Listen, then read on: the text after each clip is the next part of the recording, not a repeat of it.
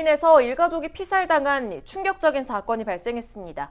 일가족 살해 사건의 용의자는 다름 아닌 아들이었는데요. 가장 안전한 공간이 되어야 할 가정에서 일어나는 강력 범죄들이 증가하고 있어 문제의 심각성이 큽니다. 오늘 이슈피플에서는 신중권 변호사와 함께 관련 이야기 나눠보겠습니다. 변호사님 안녕하세요. 네, 안녕하세요. 오늘은 조금 무거운 주제를 다뤄야 하는데 그렇습니다. 존속 살해라는 충격적인 사건이 계속 벌어지고 있습니다. 예. 우선 이 용인 일가족 살인 사건 어떤 사건인지 정리 좀 해주시죠. 예.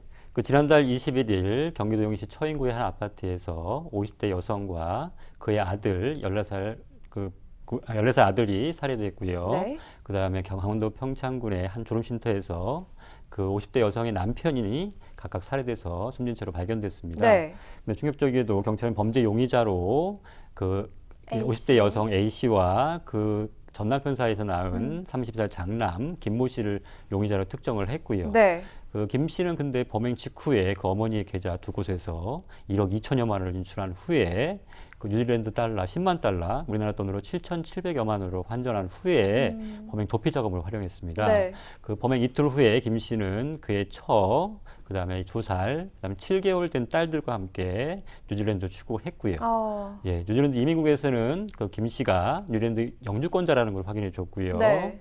근데 김 씨가 지금 다른 사건으로 인해 뉴질랜드에서 체포된 상태고요.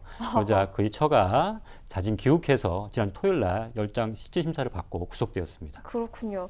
가족 간의 범죄를 이 폐륜 범죄라고도 하죠. 예, 최근에는 그렇죠. 뭐 후라이팬으로 어머니를 때려 숨지게 한 사건도 있었고 예. PC방 요금 2,000원 때문에 아버지를 숨지게 한 사건도 맞습니다. 있었어요. 예. 이런 이 폐륜 범죄가 상당히 많아지고 있는데 이렇게 끔찍한 범죄가 늘어나는 이유는 뭘까요? 예, 그 매년 한 50건 정도 존속 살해 사건들이 벌어지는 것으로 확인되고 있습니다. 네. 이 존속 범죄의 유형은 크게 두 가지로 나눠볼 수가 있는데요. 네. 첫 번째가 알코올이나 그 마약 혹은 뭐 게임 그 중독에 의한 것과 그다음에 정신질환에 의한 범죄 유형이 한 가지고요. 네. 또 한 가지는 이제 그 우발적인 충동에 의한 범죄가 일어나는데요. 네. 그 뭐 저기 게임이나 중독, 그다음에 정신질환에 의한 것 같은 경우에는 주위에서 세심한 관심을 갖거나 아니면 치료를 받으면 어느 정도 예방이 가능합니다. 네. 그러나 이제 이 우발적인 범행에 의한 경우에는 보통 요즘 같은 경우에는 물질 만능주의나 극단적인 이기주의에서 비롯된다고 보기 때문에 그 근본적인 대처가 좀 어려운 면이 좀 있습니다. 그렇구나. 그다음에 또 요즘 같은 경우에는 이제 어른이 돼서까지도 부모의 경제적으로 의존하는 거거나 문제라든가 아니면 자녀와 다른 자녀나 형제 자매들보다 더 이게 많은 상속을 받겠다는 욕심. 그 반면에 또 이제 부모 모시기는 서로 이제 꺼려하는 그런 이기심 때문에 이런 문제들이 발생한다고 볼 수 있고요. 네. 근데 이런데 또 이런 가족 관계라든가 가족 윤리의 붕괴 문제가 또다시 이제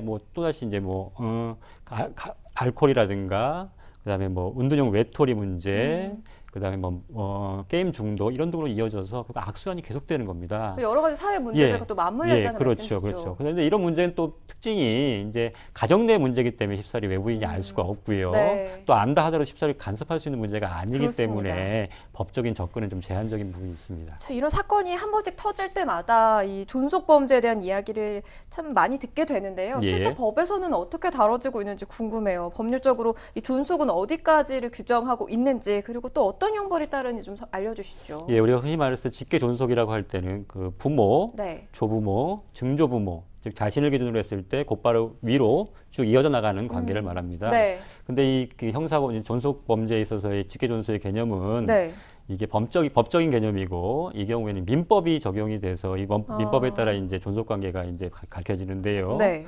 예를 들면 이제 양자 같은 경우에는 양자와 양친 사이에서는 이게 존속 관계가 성립합니다. 네. 근데 계자와 계모 이 사이에서는 또 성립이 안 하고요. 또 예를 들면 또 사망한 배우자의 전 배우자의 그 직계 존속을 살해한 경우에는 이제 혼인 관계가 지속되지 않기 때문에 그 관계에서 이제 존속 살해죄가 아니라 일반 살해죄가 적용이 됩니다. 그렇군요. 예, 그다음에 형법은 자기 또는 배우자의 직계 존속을 살인, 상해, 폭행, 협박, 유기, 학대, 감금한 경우에 이제 존속 범죄로 보고 있는데요.